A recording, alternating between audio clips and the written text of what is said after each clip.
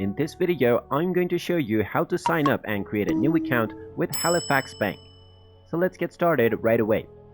First of all, just open up your web browser and then in the address bar type in halifax.co.uk and press enter. You will now be taken into the official Halifax Bank website. Now in order to create your account, click on the sign in button at the top right corner and then you will be taken into the sign in portal. Within the sign in portal, you will find a button which says register online. You can click on this to open up your new account and now you will be taken into the register page. Scroll down and click on the register here button, or you can proceed by downloading the application. After clicking on the button, you will be asked to enter your credentials. So just go ahead and type in your first and your last name and then type in your date of birth.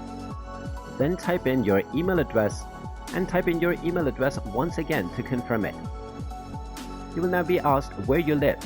You can click on the yes button if you live in the UK and the no button if you live elsewhere. If you do, you will need to enter your postcode as well. So go ahead and type in your postcode if you live in the UK. Now you will be asked to select your account type. Just click on the type of account that you want to create and then you will be asked to type in your sort code. If you don't find your sort code, then you can find these details on your statement or in your debit card.